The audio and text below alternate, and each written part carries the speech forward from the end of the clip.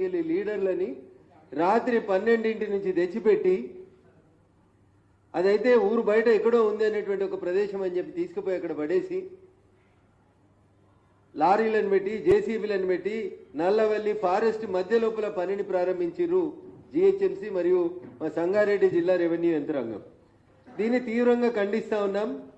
ఇప్పటికే మీ పుణ్యమాని జిహెచ్ఎంసీ తీసుకున్న తప్పుడు నిర్ణయాల పుణ్యమాని జవహర్ నగర్ అనేటువంటి ప్రాంతం ఒక రావణ కాష్టంలాగా మండుతుంది. ప్రజలు కాలుష్యంతో రకరకాలైనటువంటి ఇబ్బందులు పడుతూ ఉన్నారు. మా సంగారెడ్డి జిల్లా పటాన్ చెరువు, జిన్నారం, కాజిపల్లి, గడ్డపోతారం ఇట్లాంటి ప్రాంతాలన్నీ కూడా ఇప్పటికే రసాయన పరిశ్రమల కాలుష్యం వల్ల మా భూమి నీరు అన్నీ కలుషితమైపోయి ప్రజలు కష్టపడుతుంటే హైదరాబాద్ చెత్త కూడా తీసుకొచ్చి మా కాలుష్యం లేస్తామని చెప్పి ఓ కొత్త పంచాయతీని అర్ధరాత్రి తీసుకున్నారా నిర్ణయం? పాత ప్రభుత్వం తీసుకుందా లేకపోతే ఇప్పుడున్నటువంటి రాష్ట్ర ప్రభుత్వం ముఖ్యమంత్రి రేవంత్ రెడ్డి గారు తీసుకున్నారా మాకు తెలియదు. కానీ నేను ఢిల్లీలో ఉన్నాను, పార్లమెంట్ నడుస్తూ ఉంది. రాత్రి 12 గంటల నుంచి అరెస్ట్ చేసి ప్రజాప్రతినిధులందరినీ తీసుకొచ్చి ఇంకా వదిలిపెట్టలేదనే విషయం తెలిసినప్పుడు ఆ ప్రాంత ప్రజాప్రతినిధిగా తప్పనిసరిగా దీన్ని ఖండించాల్సిన అవసరం ఉంది అని చెప్పి ఇక్కడికి రావడం జరిగింది.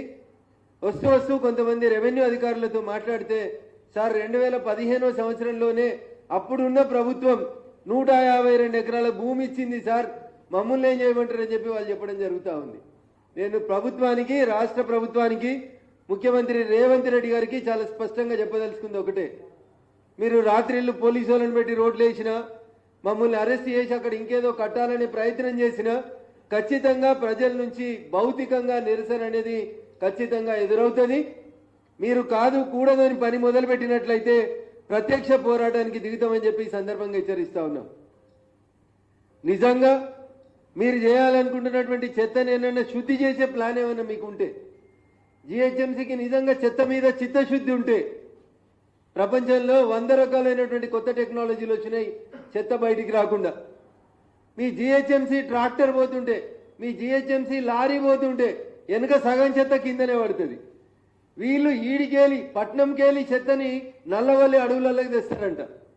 ప్రపంచం అంతా అడవులు మంచిగా ఉండాలని, పర్యావరణం రక్షించబడాలని నాలాంటోడు కొట్లాడుతుంటే ఉన్న నల్లవల్లి రిజర్వ్ ఫారెస్ట్ మధ్యలోకి వచ్చి పారానగర్ అనే విలేజ్ లోపల 152 ఎకరాల ప్రభుత్వ భూమి ఉందని చెప్పి ప్రజాప్రతినిధులను నిర్బంధించి పట్నం చెత్తను తెచ్చి పల్లెటూర్ల మీద వేస్తామంటే ఖచ్చితంగా మెదక్ పార్లమెంట్ సభ్యుడిగా దీన్ని నిరసిస్తా ఉన్నాను.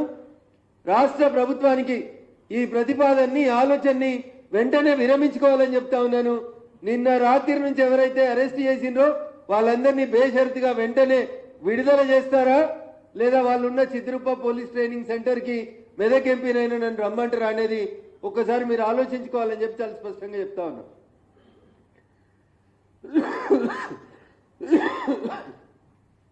ప్రజాస్వామ్య దేశంలో ప్రజల అభిష్టాన్ని కాదని మా ఊర్లో చెత్త వస్తే, మా ఇంట్లో చెత్త వస్తే తడి చెత్త పొడి చెత్త అని మేము ఎక్కడికక్కడ సెపరేట్ చేసి మా పల్లెటూర్లను మేము కాపాడుకుంటుంటే మీరు హైదరాబాద్ చెత్తనంతా కలెక్ట్ చేసి తీసుకొచ్చి మా సంగారెడ్డి జిల్లాలో పచ్చని అడవుల మధ్య వేసి వాసనని, కాలుష్యాన్ని, భూగర్భాలని నాశనం చేస్తామంటే దాన్ని ఎట్టి పరిస్థితులలో కూడా జరగనీయం.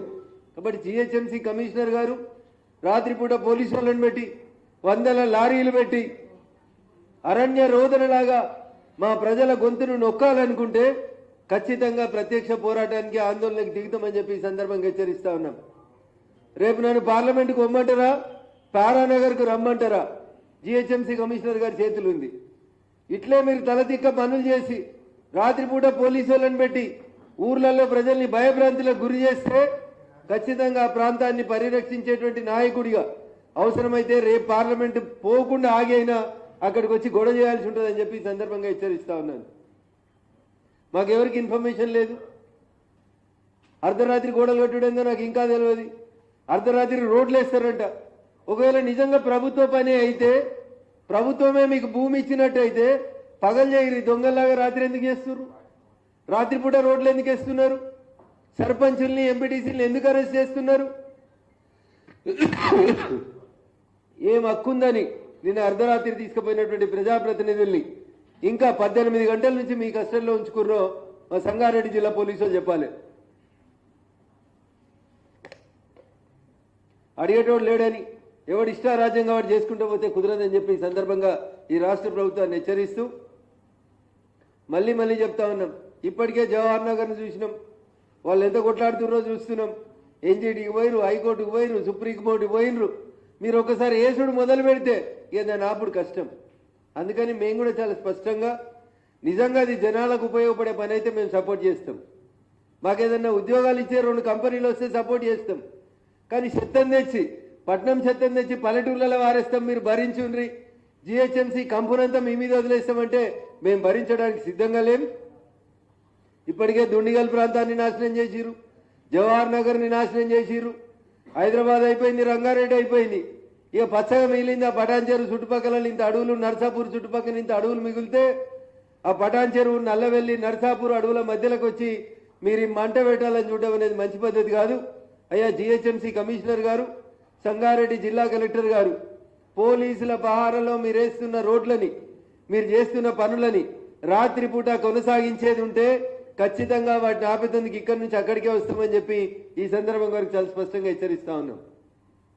కాదు కూడదంటే మమ్మల్ని కూడా జైల్లో పెట్టి, మమ్మల్ని అందరినీ, మా ప్రజాప్రతినిధులందరినీ జైల్లో పెట్టి మీరు పనిచేసుకోవాల్సి ఉంటుందని చెప్పి ఈ సందర్భంగా హెచ్చరిస్తూ సంగారెడ్డి జిల్లా జిన్నారం మండలం పారానగర్ గ్రామ పంచాయతీ పరిధిలో చెత్త డంపింగ్ కోసం తీసుకున్న 152 ఎకరాలని వెంటనే మా జిల్లా రైతాంగానికి, ఫారెస్ట్ విభాగానికి హ్యాండ్ ఓవర్ చేసి మంచి ఆయుర్వేద మొక్కలు పెంచి మా జిల్లా ప్రజల ఆరోగ్యాన్ని కాపాడాలని చెప్పి మేము ఈ సందర్భంగా డిమాండ్ చేస్తా ఉన్నాం.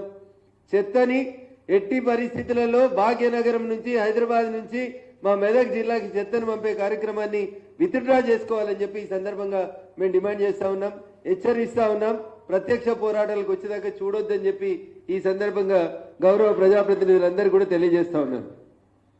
పక్కన ఒక రైతు ఉంటాడు పాపం, పట్నం పక్కన ఎప్పుడైనా ఫామ్ హౌస్ కట్టుకోవచ్చని కేసీఆర్ నుంచి ఫామ్ హౌస్ కట్టుకుందామని 16 ఎకరాల భూమి కొనుక్కున్నాడు ఒక రైతు. ఈ పారానగర్ భూమి పక్కన 152 ఎకరాలకు పక్కన ఈయనకున్నటువంటి భూమి పట్టాదారు పాస్ పుస్తకం కూడా ఉంది ఈయనకి. ఈయన 1994 సంవత్సరం లోపల ఈ భూమిని కొనుక్కున్నాడు. ఈ భూమిని కొనుక్కొని 16 ఎకరాల 21 గుంటల భూమిని కొనుక్కొని ఈయన అక్కడ వ్యవసాయం చేస్తూ ఉన్నాడు. ఈయనను ఎప్పటికీ గవర్నమెంట్ వాళ్ళు వచ్చి రోడ్ వేస్తాం, ఈడ గోడ కడతాం, వెళ్ళిపో అంటే ఈ రైతు వీళ్ళ బాధ భరించలేక లాస్ట్కి హైకోర్టుకు పోయి మొన్న డిసెంబర్లో స్టే కూడా తీసుకొచ్చుకున్నాడు. డిసెంబర్ 13వ తారీఖు రోజు గౌరవ తెలంగాణ హైకోర్టు ఇంజక్షన్ ఆర్డర్ ఇచ్చి అసలు మీ భూమి ఏడుంది, ఈ రైతు భూమి ఏడుంది, సర్వే చేయండి, అంతా ప్రభుత్వ భూమి అని చెప్పి ఎవరి భూమిలోకి పడితే వాళ్ళ భూమిలోకి పోయి చెత్త పోసే కార్యక్రమాన్ని చేయొద్దని హైకోర్టు క్లియర్గా స్టే ఇచ్చిన తర్వాత కూడా ఈ రైతును కూడా ఇబ్బంది పెడుతున్నారు, ఈయనను కూడా అరెస్ట్ చేస్తా ఉన్నారు. ఈయన భూమి 1994లో కొనుక్కున్న, రిజిస్టర్ సేల్ డీడ్ ద్వారా కొనుక్కున్న 16 ఎకరాల 41 గుంటల భూమిని ఈ రైతుకి ఇవ్వకుండా అరెస్ట్ చేస్తూ ఈయనను కూడా అరెస్ట్ చేస్తా ఉన్నారు. ఇట్లా చేస్తే కంటెంప్ట్ ఆఫ్ కోర్ట్ అయితే సార్ ఖచ్చితంగా దీని మీద కోర్టు కూడా పోతామని చెప్పి ఈ సందర్భంగా గౌరవ పోలీస్ అధికారులని, రెవెన్యూ అధికారులను హెచ్చరిస్తూ నిజంగా ప్రజల మేలు కోరేటోళ్ళు అయితే మా దగ్గరికి చెత్త తీసుకురావద్దంటూ చెప్పి ఈ సందర్భంగా వారిని అందరినీ కూడా హెచ్చరిస్తా ఉన్నాను. థ్యాంక్ యూ అన్న. జర కష్టపెడితే మొన్న వెల్మెల కష్టపెట్టినట్టు మళ్ళీ రేపు పొద్దుల కష్టపెడితే ఒకసారి పారానగర్ కూడా కష్టపెడతామేమో. ఒకవేళ ఈ రాత్రి పనులు జరుగుతున్నాయి వాళ్ళని వదిలిపెడతలేరంటే ఖచ్చితంగా రేపు పార్లమెంటు